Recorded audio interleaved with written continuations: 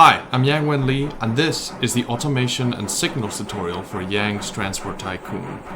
The first thing you should know is that everything that we're going to cover in this tutorial applies equally to minecarts just as it does to standard gauge. So while I will be focusing on showing you how every signals and how automation works with standard gauge, do know that the concepts carry on directly into minecarts, which is why I will not be covering them outside of this little demo segment.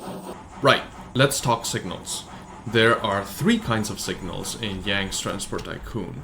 The first kind is known as the block signal. What these do basically is that they are bidirectional signals. You can enter them and you can exit them from either direction, it doesn't really matter. They are very simple to use because, well, all you have to do is just place them down and they'll automatically say whether or not you can cross into the next block, into the next area. But they do have the issue of being two directions, which can be a little bit difficult to manage if you don't set up your rails correctly. The second signal naturally becomes the one direction signal, which is quite literally just a block signal, but it only allows the trains to come in from one direction. Obviously, manually driven trains can, run a red light and crash into the nearest train, so just make sure you actually look at the signals before you cross. And the final signal is known as the chain signal. If you're familiar with Factorio, then you will know what this one does, which is basically, it's a signal that looks ahead to the signals in front of it, and will allow the train to pass depending on whether or not the path that it's taking is clear or not. This way you can avoid a train getting stuck right in a junction. This is for more advanced players, and I will be covering how this works later, but for the most part, you don't need to worry about these if you're just getting started. You can just work with one-way signals and with block signals, and it will suit most of your needs. Finally, we have the stations. Stations are just a special type of rail block, which you can rename, and these are sort of the markers for where the train should stop once it arrives to a place. Alright, let's start with something simple. Here's a very simple loop of rail, and we're going to pretend that this little block right here is your house with a nice thatched roof, and over here is your friend's house, which has an even nicer ceramic roof. How fancy. So how do we get a train line running automatically from A to B? So what you're going to want to do first, besides having a train in your inventory, is going to be to grab a station. So we're going to put it down, let's say right here, why not, right at the edge. And it's going to give you a randomly generated name. I'm going to rename it to my house. Excellent. And then we're going to go over here, and we're going to put down another station. Now, keep in mind that the stations are directional. So if you put it in this direction, the train's going to be a bit confused because it's going to go through this loop, it's going to turn around, and it's going to realize that it can't actually enter. So always be sure to actually check the direction. The train will always face the direction of the text. So let's go over here and give it another name. My friend's house. Excellent. So now that we've got two stations, we got the air basics for just a closed loop of automation. So let's put down a little train. Let's make it a primitive locomotive. And we're going to grab this. This is the conductor locust. The conductor locust is the basis of all automation in Yang's Transport Tycoon. Basically a locust that you give a little hat to, and it learns how to drive, because that's how it works. I mean, I learned how to drive when I put on this cap. So how you make the locust, let me show you here, is by having an actual hacked locust, right? And then just giving it the hat, quite literally. But an important detail here is that the mod does not include any way to make the hacked locust. So this is on purpose. You can pick any mod that you want that lets you create hacked locust as an inventory item. I have one that I made myself called Craftable Locusts that gives you a variety of recipes for being able to make hacked bronze locusts. But if you have a different mod that you think fits better, or you just have gripes about the balance or whatever, you can pick whatever mod, however like you want your locust to be made. I will not, you know, be a burden on that. So we're gonna grab the hacked locust, and as you can see, we can highlight the seat here, and we can right-click. As soon as we've done that, we've put down the locust. Now this locust will not start moving until the boiler is lit, and this is very important. The controls no longer matter. You can set it to stop, backwards, whatever. The locust now has full control over the movement of the locomotive. So the second that it turns on, it's gonna start moving. And if you want to stop a locust, and it's, you know, it's not stopped at a station or whatever, you better shut down the boiler. Because for as long as the boiler is running, it's going to do its job. Right, so let's grab the locust. We're gonna right-click on it. As you can see, it says no timetable in the little HUD corner over there. And we get this UI. It's fairly simple. As it says here, you can press the plus button right here, and this will give you a list of stations. Now, this is global. You will be able to see every station in the world when you click this, but don't worry. This has some mechanics for preventing this from creating spoilers. So even though you can see every station in the world, it will not tell you where they are unless you can actually reach them by rail. So we're gonna start a route at my house, and then we're gonna go to my friend's house. Now, if you want to move them around, what you can do is click. You see this little like circle. This tells you what you're selecting. If I want to put my house second, I can click down, and it will move it down in the schedule. Now, keep in mind that the 3 arrows means that this is the current target. So even if we move it down, this is not going to reset the timetable. It's always going to start off whatever it is that you told it. In this UI, we have the announcement settings. So this is whether or not you wanted to play a chime whenever it arrives at the station. This is very useful if, for example, you have it set to arrive at a mining depot or whatever, where you might not be at the station, but you might want to know when the train arrives so you can get out of there. So you can tell it, you know, when it arrives to play a sound, or when it departs, or both. I'm going to go ahead and tell it to do both for both of them. Why not? So now we have the criteria for leaving the station.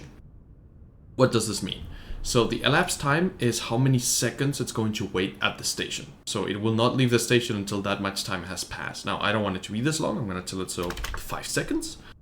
Same for the other one, 5 seconds. And the other one is the mileage remaining. The mileage remaining is how much fuel and how much water it has in terms of minutes. This is very important, because you don't want to set your automated train to like go through a very long route into the desert and then run out of coal and just be stuck there. That would be terrible, because how are you going to get to it? That was your train. So the mileage remaining basically tells it like, okay, if you're low on water or you're low on coal or whatever, you cannot leave the station no matter how much time passes. So that way somebody is able to just come over and refuel it. It won't shut itself off automatically or anything. It will keep on burning coal and consuming water. So, you know, pay attention to it. It will tell you if it's like stuck or whatever. So now that we have our route and we know what it is, I'm gonna go ahead and I'm going to ignite the fuel. Perfect. And as soon as it overcomes the power weight ratio, it's gonna start moving. And as you can see, it says go into my house. And it plays a little chime, and it's gonna wait 5 seconds. Beautiful. Now let's go over to my friend's house over here, and we are going to click on the locust. And you'll see that besides these buttons for like adding and removing, we have open map and help. Help will just open the Yang Transport handbook entry, which is going to cover most everything that you need to know. An open map is going to generate a map of the route of the train. So as you can see here, we've got the current location, which is the current location at the time of opening the map, the house, and the friend's house. And the green line is its current path. The yellow line is its future paths after the, you know, whatever station it's going to has been crossed into. Excellent. But we have an issue. What happens if we have 2 trains, right? Let's say I add a second train over here. Let's say over right here. What is going to happen? Well, what's gonna happen, and you're gonna see it right now, is that it's going to crash directly into the second train. Now, the reason for this is because Locusts don't, they don't have eyes, right? Well, they do have eyes, but they're blocked by the boiler. You know, that's a in-lore reason, is that they can't see shit. What you want to do is have signals. Signals tell them whether or not it's safe to cross. And this is the key to high volume automation. When you have a limited amount of rail, but you have a lot of rolling stock, and you want to get as much through output as possible, you're going to want to start using signals. Since this is a loop, and there's an obvious direction, like there's no way that they can just flip, we're going to start with block signals. Let's go ahead, and we're going to put here 2 signals. One here, and one here. As you can see, here it's showing red because we can't enter. This area is occupied because there's a train on the other side. But this area is green because there is nothing occupying it. Now, if I put a train here, it immediately turns red. And the train, the Locust is going to know not to cross. They will always obey signals. As a matter of fact, I'm going to show you something here.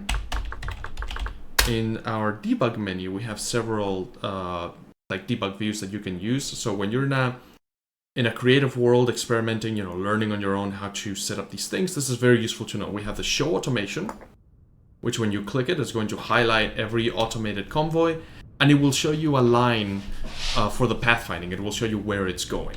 And then we have another command, which is show signals. When combined with show automation, because as you can see, it's drawing some lines. If we now disable show automation, what the signals are going to show is the blocks.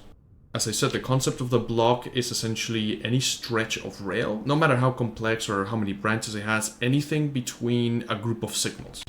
So going back to our minecarts over here, we have 4 blocks, because this is divided between 4 signals, which are all in a loop. Now, if I add another loop here, this is not going to add another block. The colors have changed because it's just like updating the buckets dynamically, but it's still 4 blocks of signal because there are, you know, this is one continuous stretch that can be occupied, so you don't want it to cross. Now, if I wanted to seal this off, what I would do is add another set of block signals and the color changes.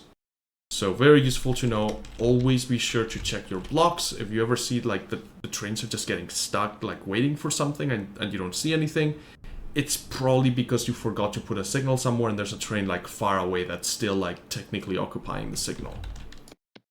Okay, so let's go ahead and start up our train again. And you will notice that there is a flaw with our current setup, which is we have set up a signal. And this is very useful, so that they don't crash into each other. But if I now add a second train here, and I give it a second locus, and I'll give it a second set of orders, so my house, my friend's house, this one I'm not gonna make it make any noise, because that would be annoying. Turn it on. It's waiting, of course, because this block is occupied now. As you can see, both sides show red. But this means this one can't enter either, because this locomotive is still occupying the entire stretch from here to here, from this signal to that signal. Even if the station is in between, this is all one continuous stretch. And the way to fix it is very simple. We just need to add one more signal. Now, we have 3 stretches, and as you can see, this one's going to start moving. That's going to clear the red area, which is going to allow the other train to pass. Now this one has completed its tour. It's going to wait in the blue area until the red one is clear. And it's going to cross into the magenta one. As soon as it crosses into the magenta one and it's clear, this one's going to cross into the red one. And now we're able to operate 2 locomotives in the same stretch of track by safely subdividing the track into 3 portions. And this is the golden rule. If you have a loop of rail, always have 1 more block than you have trains running in it. So there is always 1 free space for them to move into.